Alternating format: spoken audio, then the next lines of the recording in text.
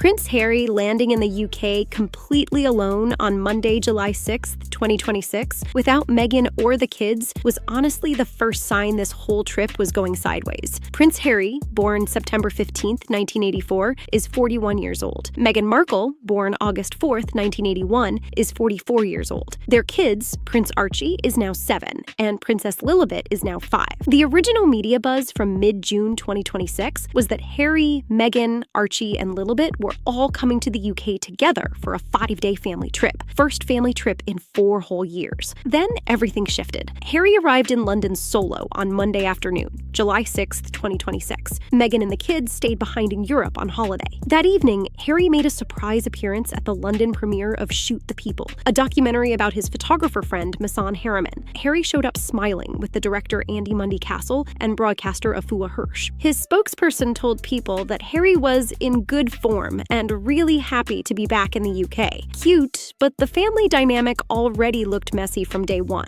Meghan being absent set the whole strange tone.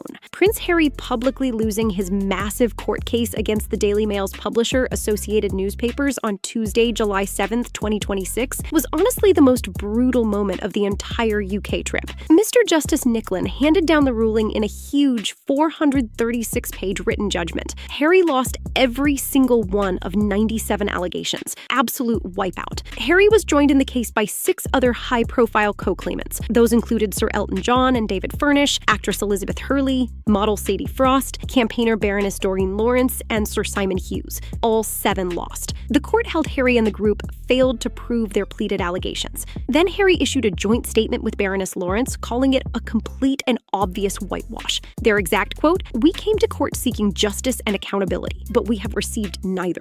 Devastating loss." Meanwhile, Associated Newspapers called it an overwhelming victory for the Daily Mail. Their chairman, Paul Dacre, publicly said Harry had been drawn into a conspiracy against the free press. Then, a costs hearing was scheduled for July 29th to 30th, 2026. Associated Newspapers is seeking to recover £50 million in legal fees. Absolutely brutal financial hit for Harry mid-trip. The public back and forth between Prince Harry and Buckingham Palace over whether Harry could stay at a royal residence during his UK trip honestly exploded into full public drama on July 6th. Harry's spokesperson told the media that Harry had formally accepted the offer of accommodation for himself over the weekend. Then the offer was suddenly withdrawn. The spokesperson called this disappointing and said it was unclear why it happened after Harry had already accepted. Then Buckingham Palace fired back with the opposite version. Palace sources told CNN, People, and Newsweek that Harry had actually rejected the accommodation offer in writing on Saturday morning, July 4th. By the time he tried to accept,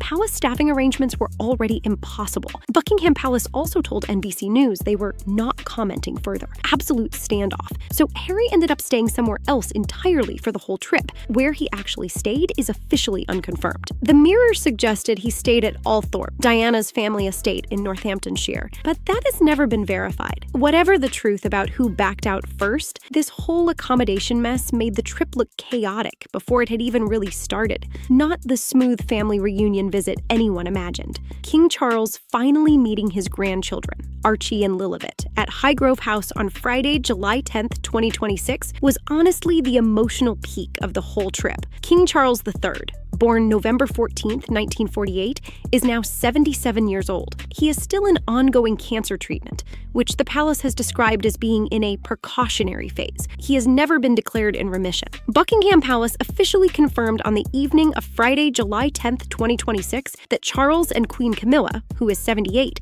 had hosted Prince Harry, Meghan, Archie, and Lilibet at Highgrove House in Gloucestershire that afternoon. Massive family moment. The palace described the meeting as a private family occasion. No photos were released. This was the first time Charles had seen Archie and Lilibet in person in over 4 whole years. The previous family visit was Queen Elizabeth II's Platinum Jubilee back in June 2022. Lilibet only met Charles once at that Jubilee. Archie has barely seen his grandfather in his entire life, so Charles finally getting to spend private time with his American-based grandchildren before any health complications is genuinely huge. The whole Highgrove afternoon was reportedly emotional. Meghan quietly flew in from Europe with the kids specifically for this reunion. Prince William refusing to attend the Highgrove reunion with his own brother is honestly the harshest sibling rejection in modern royal history. Prince William, born June 21st, 1982, is now 44 years old. On Friday, July 10th, 2026, while King Charles was hosting Prince Harry, Meghan, and the kids privately at Highgrove, William was completely deliberately elsewhere. William chose to play in the Royal Charity Polo Cup at Guards Polo Club in Windsor that same day. It was his 15th time playing in the annual charity polo event. Please welcome to the field His Royal Highness, the Prince of Wales.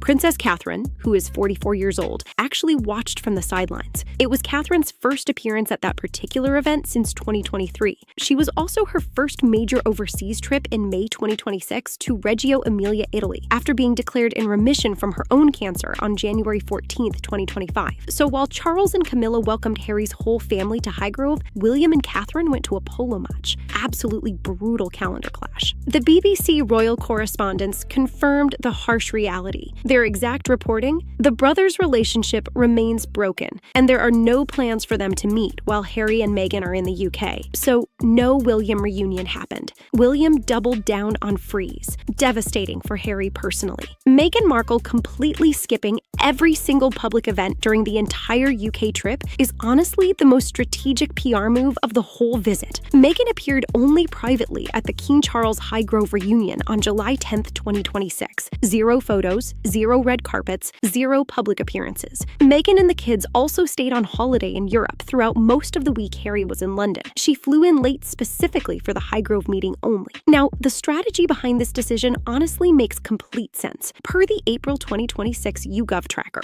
only 20% of Britons hold a positive opinion of Meghan. Meanwhile, 66% hold a negative opinion. Meghan's public appearances in the UK genuinely bring out huge backlash from the British public. So Meghan wisely chose invisibility for the whole trip. She dodged the press entirely. She dodged photo ops. She dodged the massive Associated Newspapers court loss that dominated Harry's Tuesday. She dodged the accommodation drama chaos. Meghan reportedly wanted a private photo with King Charles at Highgrove, but that request was never publicly confirmed. Whatever her real motivations, the invisible Meghan strategy actually worked. She stayed out of the negative headlines. Harry took all the public heat instead. Genuinely smart PR maneuver from Meghan, honestly. Prince Harry losing his UK security protection is why this whole trip became genuinely dangerous for his family. Harry's family lost their taxpayer-funded police protection after the couple stepped back as senior royals in 2020. Then Harry lost his UK Court of Appeal challenge back in May 2025. The case was called R. Duke of Sussex v. Home Secretary. The court ruled the Security Committee, RAVEC, had acted lawfully in the original 2020 decision. So Harry has 0 automatic UK police protection anywhere now. Then in October 2025, Harry wrote to UK Home Secretary Shabana Mahmood requesting a fresh review of his security. A new risk management board process began around December 2025 or January 2026. But for this July 2026 trip, the UK government refused to grant Harry any police protection outside official royal residences. Harry had to make private security arrangements at his own personal expense. The stated reason Meghan and the kids skipped the public London leg was directly this security dispute. So Meghan and the kids only appeared privately at Highgrove because that's technically a royal residence with existing security infrastructure. That's why the whole family reunion was so heavily restricted. Everything about this UK trip has been shaped by the security battle, honestly.